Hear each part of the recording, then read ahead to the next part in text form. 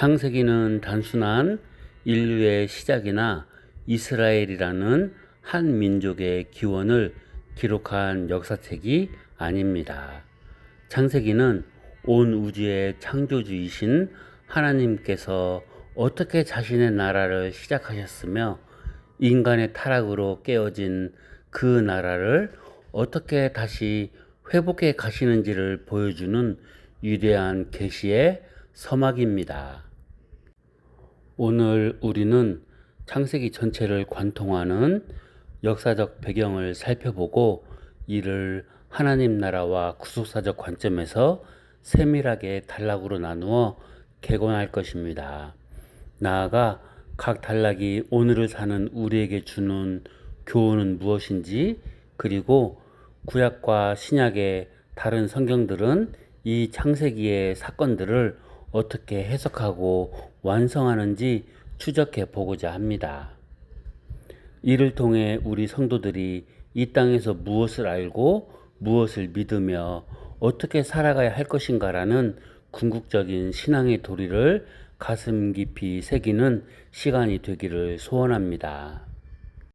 창세기를 올바르게 이해하기 위해서는 먼저 이 책이 누구에게 왜 기록되었는가라는 역사적 정황을 파악해야 합니다.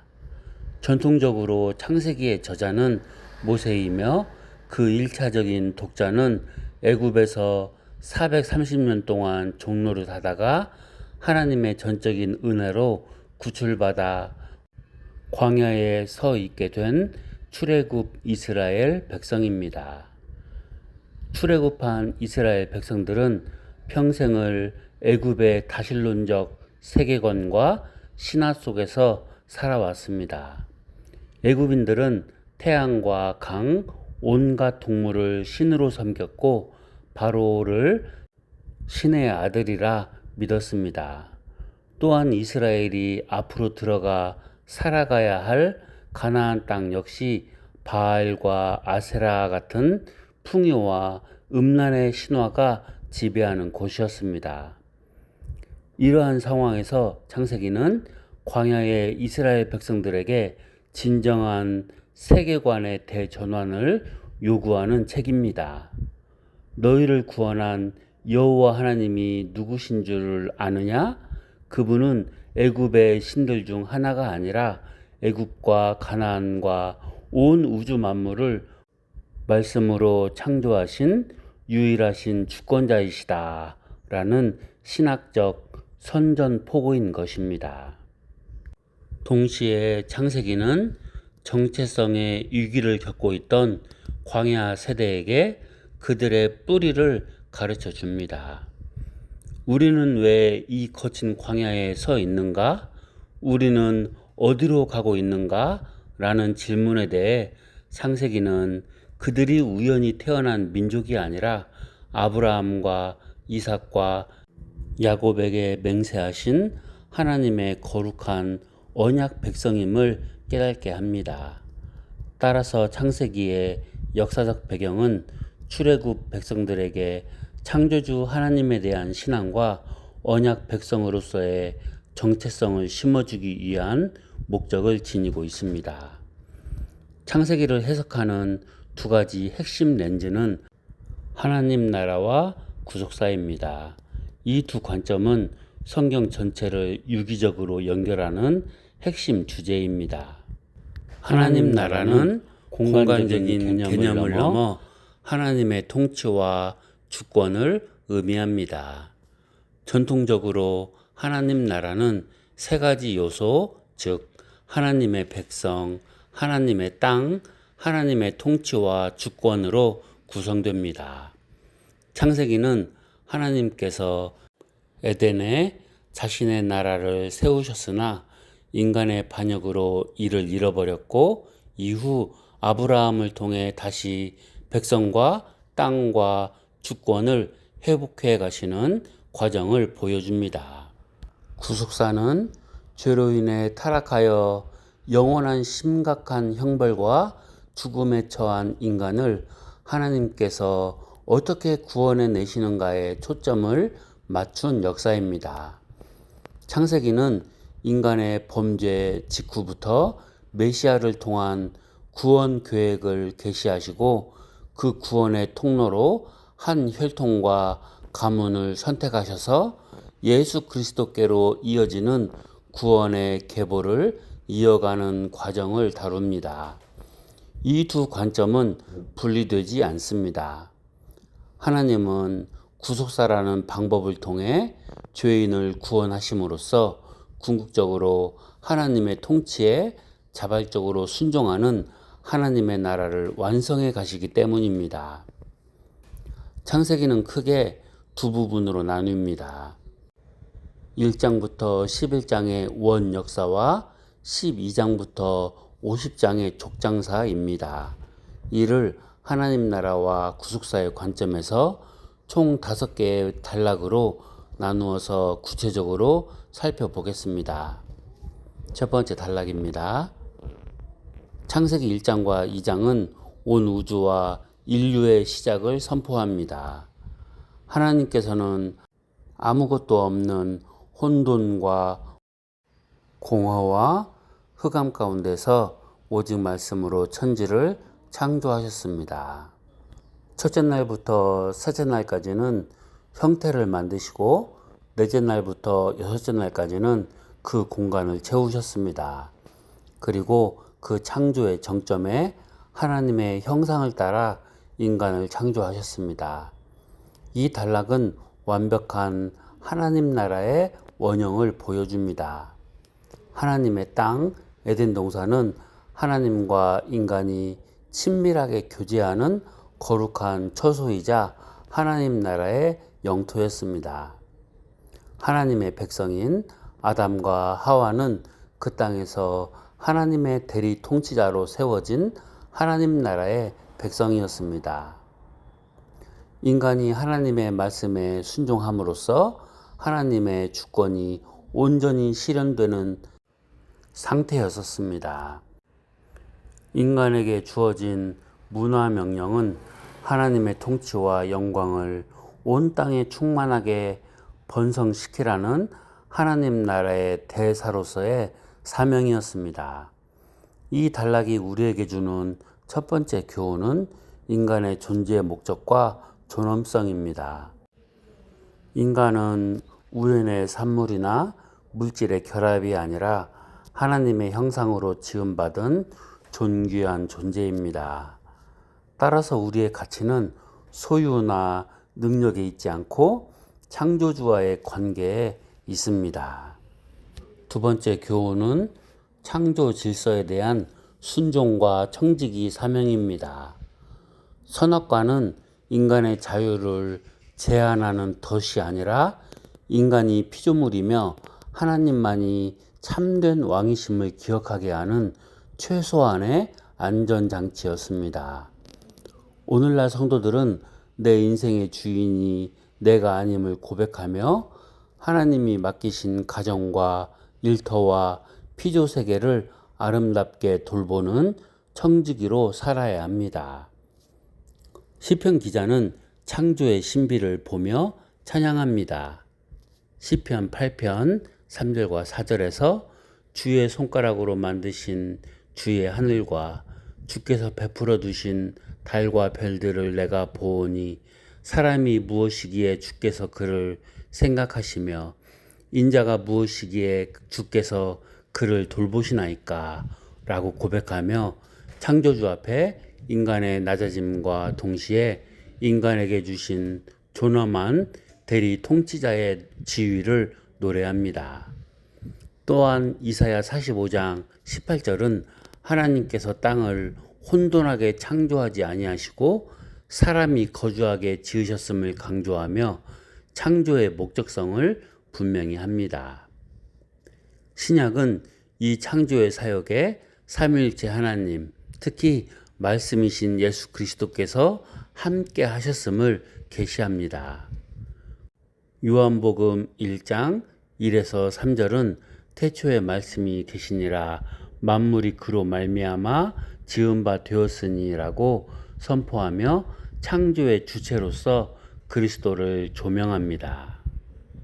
골로새서 1장 16절 역시 만물이 그에게서 창조되되 만물이 다 그로 말미암고 그를 위하여 창조되었고 라고 선언함으로써 구속주이신 예수님이 곧 창조주이시며 모든 만물의 도달점이 그리스도임을 명확히 합니다.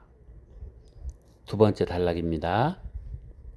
인간은 뱀의 유혹에 빠져 하나님의 말씀에 불순종하고 선악과를 따먹었습니다. 이는 단순한 과실 취득이 아니라 내가 하나님처럼 되어 내 인생의 선악을 스스로 결정하겠다는 주권에 대한 반역이었습니다. 이로 인해 하나님 나라는 파괴되는 듯 보였습니다. 인간은 영적, 육적 죽음을 맞이했고 에덴에서 추방당했으며 땅은 저주를 받았습니다. 이후 인류의 역사는 죄의 무서운 확산 과정입니다. 가인의 동생 아벨 살해, 노아 시대의 극심한 부패와 홍수 심판, 그리고 인간의 교만함이 극치에 달해 하나님께 대적하려 했던 바벨탑 사건으로 이어집니다. 그러나 이 절망의 한 가운데에서 구속사가 시작됩니다. 하나님은 범죄한 인간을 즉시 멸하지 않으시고 가죽옷을 지어 입히시며 보호하셨고 창세기 3장 15절에 원시 복음을 통해 여자의 후손이 뱀의 머리를 상하게 할 것이라는 구원의 첫 약속을 주셨습니다. 노아의 홍수 심판 속에서도 은혜를 베풀어 방주를 통해 생명을 보존하셨고 무지개 언약을 통해 인류를 향한 보존의 은혜를 확정하셨습니다. 바벨탑으로 흩어진 인류 중에서 소망 없는 셈의 족보를 이어가시며 새 일을 준비하십니다. 이 단락의 핵심 교훈은 죄의 본질과 비참함 그리고 하나님의 전적인 은혜입니다. 죄는 하나님으로부터 독립하려는 성향이며 그 결과는 관계의 파괴 그리고 죽음입니다. 바벨탑 사건은 인간이 스스로 이름을 내고 하늘에 닿으려 하는 인본주의적 교만의 허망함을 보여줍니다. 하지만 더 큰 교훈은 인간의 실패에도 불구하고 포기하지 않으시는 하나님의 구속적 열심입니다. 우리가 아직 죄인 되었을 때 구원의 길을 내신 하나님의 사랑을 신뢰하며 내 힘으로 바벨탑을 쌓으려는 삶의 태도를 버리고 오직 주님의 처소와 은혜만을 구하는 삶을 살아야 합니다. 선지서와 시편은 인간의 근원적인 부패와 노아 홍수 사건을 자주 인용합니다. 이사야 54장 9절은 이는 내게 노아의 홍수와 같도다. 내가 다시는 노아의 홍수로 땅 위에 범람하지 못하게 하리라. 맹세한 것 같이 라며 하나님의 심판 뒤에 숨겨진 신실한 보존의 언약을 강조합니다. 또한 호세아 6장 7절은 그들은 아담처럼 언약을 어기고 거기서 나를 반역하였느니라고 말하며 인간의 불순종의 뿌리가 에덴에서부터 시작되었음을 지적합니다.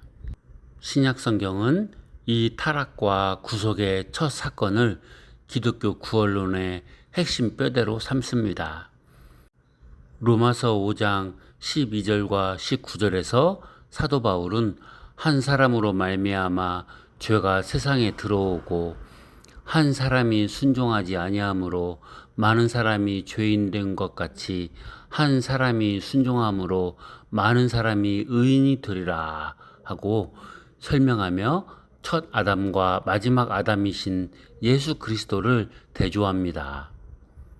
또한 베드로후서 2장 5절은 노아를 의를 전파하는 노아로 묘사하며 당대의 심판 속에서 구원받은 성도의 모형으로 제시하고 요한일서 3장 8절은 죄를 짓는 자는 마귀에게 속하나니 하나님의 아들이 나타나신 것은 마귀의 일을 멸하려 하심이라고 함으로써 창세기 3장 15절에 원시복음이 예수 그리스도를 통해 성취되었음을 선포합니다.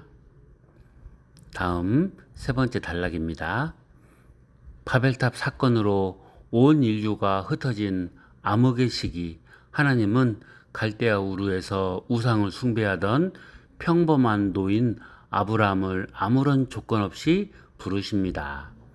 이는 하나님 나라를 다시 가시적으로 시작하시기 위한 주권적 선택이었습니다. 하나님은 아브라함에게 세 가지를 약속하셨습니다. 네게 보여줄 땅으로 가라. 내가 너로 큰 민족을 이루고 너는 복이 될지라. 땅의 모든 족속이 너로 말미암아 복을 얻을 것이라. 이는 에덴에서 상실되었던 하나님 나라의 3대 요소를 아브라함이라는 한 사람과 그의 거룩한 씨를 통해 재건하시겠다는 거대한 선언입니다. 하나님은 창세기 15장에서 쪼갠 고기 사이로 홀로 지나가시며 이 언약을 반드시 지키실 것을 목숨 걸고 맹세하셨고 17장에서는 할례를 통해 언약의 증표를 몸에 새기게 하셨습니다. 백세에 얻은 독자 이삭을 모리아 산에 바치라는 시험을 통해 아브라함의 믿음을 확정하셨고 그곳에서 여호와 이레의 순양을 예비하심으로 장차 독자 예수 그리스도를 제물로 내어주실 구속사의 절정을 모형적으로 보여주셨습니다. 아브라함의 생애가 주는 교훈은 오직 은혜로 부름받은 믿음의 여정입니다. 아브라함은 처음부터 완벽한 성자가 아니었습니다. 기근이 오자 애굽으로 내려가 아내를 누이라 속였고 인간적인 생각으로 하갈을 통해 이스마엘을 낳기도 했습니다. 그러나 하나님은 그를 포기하지 않으시고 오래 참으시며 마침내 이삭을 바칠 수 있는 믿음의 거상으로 빚어내셨습니다. 성도는 내 열심과 자격으로 구원받는 것이 아니라 하나님의 신실하셨던 이끄심으로 성화되어 감을 믿어야 합니다. 따라서 현실의 결핍과 불안 앞에서도 인간적인 잔꾀를 버리고 약속하신 일을 신실하게 바라보며 한 걸음씩 순종의 발걸음을 옮기는 것이 성도의 도리입니다. 구약 전체는 아브라함의 하나님을 기억하는 역사입니다. 느헤미야 9장 7절 8절은 주는 하나님 여호와시라 옛적에 아브라함을 택하시고 그 마음이 주 앞에서 충성됨을 보시고 그와 더불어 언약을 세우사 그 말씀대로 이루셨사오니 주는 의로우심이로소이다 라고 고백하며 이스라엘의 포로 귀환 역사 속에서도 아브라함의 언약에 신실하신 하나님을 찬양합니다. 이사야 41장 8절에서는 이스라엘을 나의 벗 아브라함의 자손아라고 부르시며 친밀한 언약적 관계를 상기시킵니다. 신약은 아브라함의 사건을 이신칭의의 최고의 표본으로 해설합니다. 로마서 4장 3절은 아브라함이 하나님을 믿음에 그것이 그에게 의로 여겨진 바 되었느니라 는 창세기 15장 6절을 인용하며 행위가 아닌 오직 믿음으로 의롭다함을 얻는 원리를 확립합니다. 또한 갈라디아서 3장 7절에서 9절은 믿음으로 말미암은 자들은 아브라함의 자손인 줄 알지어다. 믿음으로 말미암은 자는 믿음이 있는 아브라함과 함께 복을 받느니라고 선언하며 아브라함에게 주셨던 만민이 복을 받으리라는 약속이 혈통적 유대인을 넘어 예수 그리스도를 믿는 모든 이방인 성도들에게 영적으로 성취되었음을 밝힙니다. 히브리서 11장 17절에서 19절은 아브라함이 이삭을 바칠 수 있었던 원동력이 하나님이 능히 이삭을 죽은 자 가운데서 다시 살리실 줄로 생각한 부활신앙에 있었음을 해석해 줍니다. 그 다음 4단락입니다. 아브라함에게 주어졌던 하나님 나라의 언약은 그의 아들 이삭과 손자 야곱에게로 고스란히 계승됩니다. 이삭은 온유함과 순종의 사람으로 그 역시 기근 중에 블레셋 땅에 거하면서도 하나님의 약속을 신뢰하여 100배의 결실을 얻고 르호봇의 축복을 누렸습니다. 언약의 바통은 형 에서가 아닌 야곱에게로 이어집니다.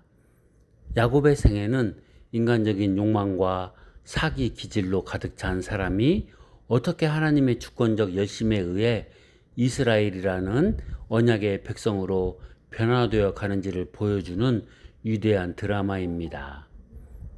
야곱은 팥죽과 꾀로 장자의 명분을 빼앗고 형을 피해 밧단 아람으로 도망치던 중 베델 광야에서 하늘과 땅을 잇는 사닥다리 환상을 봅니다. 거기서 하나님은 아브라함의 언약을 재확인해 주시며 내가 너와 함께 있어 네가 어디로 가든지 너를 지키며 네게 허락한 것을 다 이루기까지 너를 떠나지 아니하리라는 주권적 은혜를 약속하십니다. 20년의 고된 타향살이 끝에 고향으로 돌아오던 야뽕 나루터에서 야곱은 환두뼈가 부러지는 처절한 씨름을 통해 자신의 인간적 수단과 방법을 다 내려놓고 오직 하나님의 복 주심만을 구하는 영적 파산을 경험합니다. 이로써 그는 야곱에서 하나님 나라의 기초가 되는 12지파의 아비인 이스라엘로 거듭나게 됩니다. 이 단락이 주는 심오한 교훈은 하나님의 주권적 선택과 성화를 위한 징계입니다. 에서와 야곱이 태어나기도 전에 그들의 어떠한 선이나 악을 행하기 전에 하나님은 야곱을 선택하셨습니다. 우리의 구원은 우리의 자격에 기반하지 않습니다. 그러나 하나님은 선택한 자를 방임하지 않으십니다. 야곱의 험악한 세월, 라반의 집에서의 20년, 디나의 사건, 요셉을 잃은 슬픔 등은 그의 옛 자아를 깨뜨리시고 오직 하나님만 의지하는 거룩한 백성으로 다듬어 가시는 하나님의 사랑의 채찍이었습니다. 성도들은 삶의 고난이나 연단의 시간을 마주할 때 나를 하나님 나라의 수준 높은 백성으로 거룩하게 빚어가시는 하나님의 손길임을 깨닫고 낙심하지 말아야 합니다. 말라기 1장 2, 3절은 여호와께서 이르시되 내가 너희를 사랑하였노라 하나 내가 에서는 미워하였으며 그의 산들을 황폐하게 하였고라고 말씀합니다.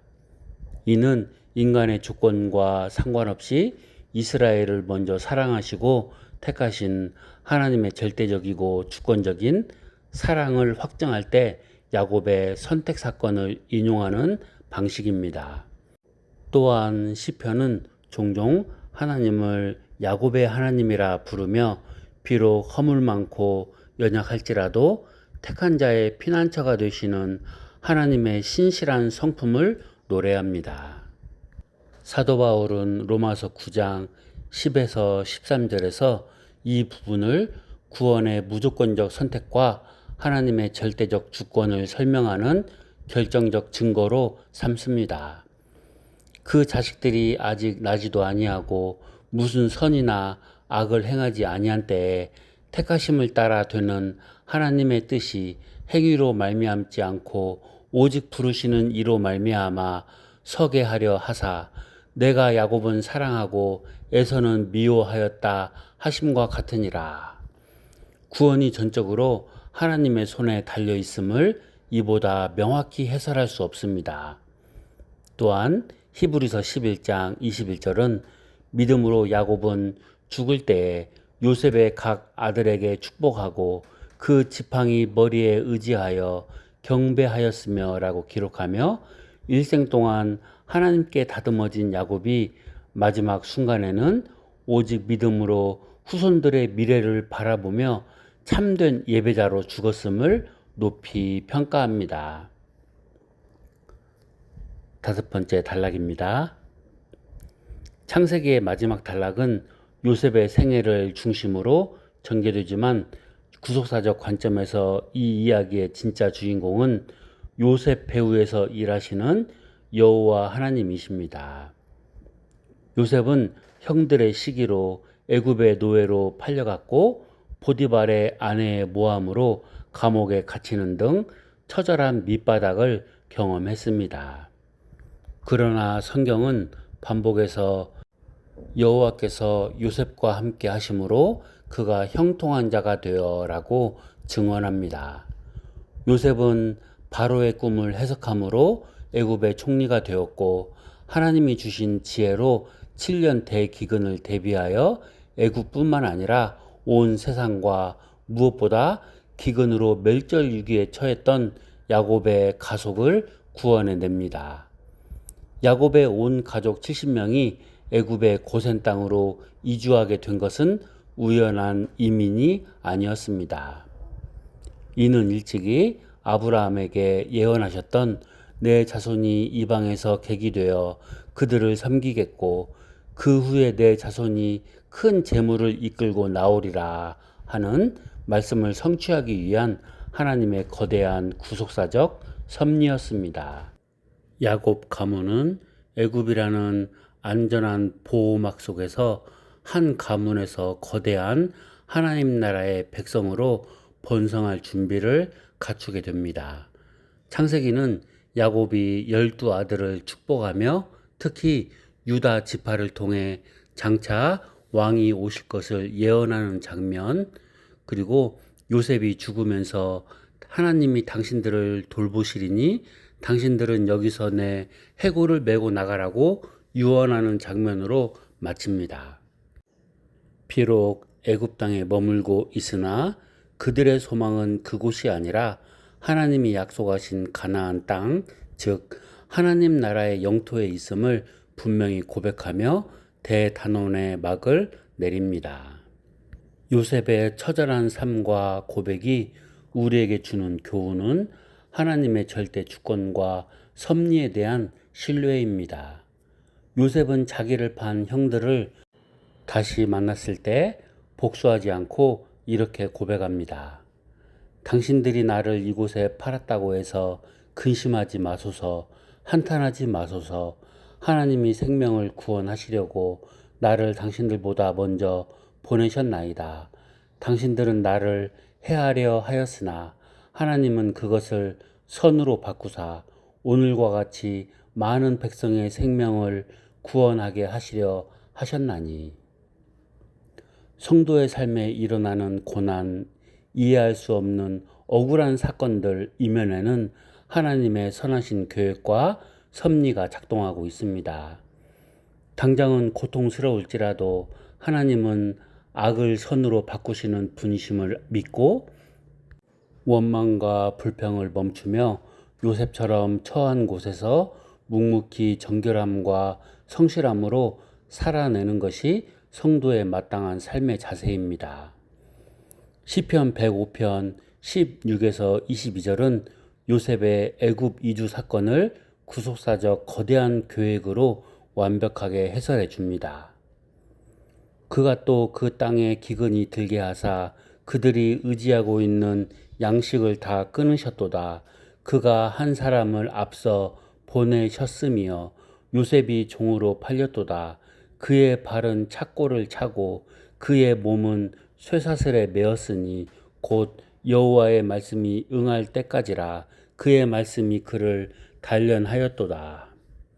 시편 기자는 요셉이 겪은 고난이 단순한 불운이 아니라 여호와의 말씀이 응하기까지 그를 단련하신 구속사적 예비 사역이었음을 명시합니다.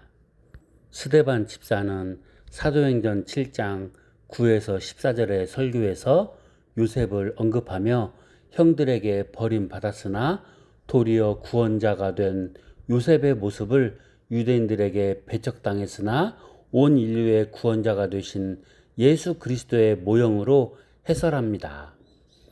여러 조상이 요셉을 시기하여 애굽에 팔았더니 하나님이 그와 함께 계셔 그 모든 환난에서 건져내사 또 요셉이 다시 자기 형제들에게 알려지게 되고 또한 히브리서 11장 22절은 믿음으로 요셉은 임종시에 이스라엘 자손들이 떠날 것을 말하고 또 자기 뼈를 위하여 명하였으며 라고 기록하며 애굽의 모든 부귀 영화를 누렸던 요셉의 진짜 소망은 세상 권세가 아니라 하나님의 약속된 나라와 땅에 있었음을 믿음의 규감으로 제시합니다. 지금까지 우리는 창세기 전체의 역사적 배경과 구조 그리고 구약과 신약이 이를 어떻게 조명하는지 유기적으로 살펴보았습니다. 그렇다면 이 거대한 창세기의 계시 앞에서 오늘날 하나님의 백성된 성도들이 가슴에 새기고 삶으로 살아내야 할 구체적인 삶의 도리는 무엇일까요? 알아야 할 것과 믿어야 할 것, 살아야 할 것의 세 가지 차원으로 요약하여 선포합니다. 성도가 반드시 알아야 할 신앙의 도리, 첫 번째는 하나님은 온 우주의 유일한 창조주이시며 역사의 주권자이심을 알아야 한다는 것입니다. 우리는 우연히 진화된 존재가 아니며 세상의 물질 문명이나 거대한 권력에 의해 좌우되는 유약한 존재가 아닙니다. 만물을 말씀으로 무에서 유로 창조하신 하나님이 우리의 아버지가 되시며 인류의 타락과 바벨탑의 반역 속에서도 역사의 고삐를 쥐고 주권적으로 구속사를 이끌어 가시는 분임을 지식적으로 명확히 알아야 합니다. 세상이 아무리 혼탁하고 악이 승리하는 것처럼 보일지라도 모든 역사는 하나님의 계획대로 흘러가고 있음을 아는 지식이 우리 신앙의 견고한 기초가 되어야 합니다. 둘째, 인간의 전적 부패와 오직 하나님의 전적인 은혜의 필연성을 알아야 합니다. 창세기 3장부터 11장은 인간이 스스로 왕이 되려 했을 때 얼마나 비참하게 부패할 수 있는지를 낱낱이 고발합니다. 우리 안에는 스스로를 구원할 만한 선함이 조금도 남아있지 않습니다. 아브라함을 부르시고 야곱을 택하시고 요셉을 앞서 보내신 것은 인간의 조건이 아니라 하나님의 일방적이고 주권적인 은혜였습니다. 이 은혜가 아니고서는 우리가 결코 구원받을 수 없고 하나님 나라의 백성이 될 수 없었다는 이 엄연한 사실을 성도는 깊이 인지해야 합니다. 다음은 성도가 반드시 믿어야 할 신앙의 도리입니다. 첫째, 하나님은 언약에 신실하시며 반드시 약속을 성취하시는 분임을 믿어야 한다는 것입니다. 하나님은 아브라함과 언약을 맺으실 때 쪼갠 고기 사이로 홀로 지나가셨습니다. 이는 내가 내 목숨을 걸고 이 약속을 지키겠다는 의지의 표명이었습니다. 실제로 이스라엘 백성이 비록 범죄하고 넘어질지라도 하나님은 아브라함과 이삭과 야곱에게 하신 그 언약을 기억하사 그들을 돌보셨고 마침내 독자 예수 그리스도를 이 땅에 보내심으로 창세기 3장 15절의 약속을 신실하게 성취하셨습니다. 그러므로 성도는 내 감정이나 주변 상황이 변할지라도 하나님의 기록된 약속의 말씀은 영원히 변치 않으며 반드시 성취될 것을 추호의 의심도 없이 믿어야 합니다. 둘째로, 삶의 모든 고난 배후에는 악을 선으로 바꾸시는 하나님의 섭리가 있음을 믿어야 한다는 것입니다. 요셉의 감옥 생활과 야곱의 험악한 나그네 길은 당시에는 가혹하고 이해할 수 없는 비극처럼 보였습니다. 그러나 지나고 보니 그것은 하나님의 백성을 구원하고 단련하시기 위한 거룩한 도구였습니다. 성도는 내 삶에 찾아오는 질병, 재정적 위기, 관계의 깨어짐, 억울한 모함 속에서도 하나님이 나를 버리신 것이 아니라 로마서 8장 28절의 말씀처럼 모든 것이 합력하여 선을 이루고 계심을 믿음의 눈으로 바라보아야 합니다. 요셉처럼 악을 선으로 바꾸시는 하나님을 신뢰하는 믿음만이 우리를 절망의 구렁텅이에서 건져낼 수 있습니다. 세 번째, 성도가 반드시 살아야 할 신앙의 도리를 살펴보겠습니다. 첫째, 내 삶의 모든 영역에서 내가 왕이 아닌 청지기임을 고백하며 순종의 삶을 살아야 한다는 것입니다. 에덴 동산에서의 선악과는 인간이 피조물임을 기억하게 하는 순종의 기준이었습니다. 오늘날 성도들이 살아야 할 실천적 삶은 내 인생의 왕좌에서 내려오는 것입니다. 물질의 주인, 시간의 주인, 내 자녀의 주인, 내 생명의 주인이 내가 아니라 하나님이심을 인정해야 합니다. 나의 지식과 자원을 가지고 내 이름을 내기 위한 바벨탑을 쌓는 삶을 즉시 중단하고 날마다 하나님의 말씀에 온전히 순종하여 내 가정과 일터에 하나님의 공의와 평강의 통치가 임하게 하는 대리 통치자이자 청지기의 삶을 실천해야 합니다. 둘째, 약속의 땅을 바라보며 이 땅에서 거룩한 나그네와 예배자로 살아야 합니다. 야곱은 바로 앞에서 자신의 인생을 나그네 길의 세월이라고 표현했고, 요셉은 죽으면서 자신의 해골을 메고 약속의 땅으로 가라고 유언했습니다. 그들은 애굽이라는 당대 최고의 제국에 살면서도 그곳에 동화되지 않았고 자신들의 영원한 본향이 어디인지를 명확히 알고 살았습니다. 오늘을 사는 성도들은 이 세상의 가치관, 만몬주의, 쾌락주의에 동화되어서는 안 됩니다. 우리는 이 땅에 영원히 살 자들이 아니라 영원한 하나님 나라를 향해 걸어가는 거룩한 나그네들입니다. 아브라함이 가는 곳마다 단을 쌓고 여호와의 이름을 불렀던 것처럼 우리 역시 매일의 삶 속에서 무너진 예배의 단을 수축하고 오직 하나님만 경배하는 참된 예배자의 삶을 구체적으로 살아내야 합니다. 창세기는 태초에 하나님이 천지를 창조하시니라로 시작하여 에덴의 회복을 고대하는 야곱과 요셉의 유언으로 끝을 맺습니다.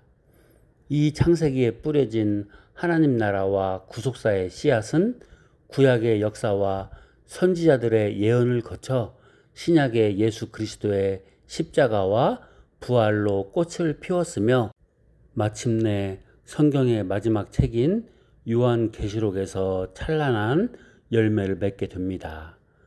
창세기의 에덴 동산에서 죄로 인해 감추어졌던 생명나무는 요한계시록 22장에서 마침내 다시 나타나 만국을 치료하게 될 것이며, 창세기에서 인간의 반역으로 가로막혔던 하나님과 인간의 온전한 동행은 요한계시록의 새 하늘과 새 땅에서 하나님이 친히 그들과 함께 계셔서 모든 눈물을 그 눈에서 닦아주시는 완벽한 하나님 나라의 완성으로 귀결될 것입니다.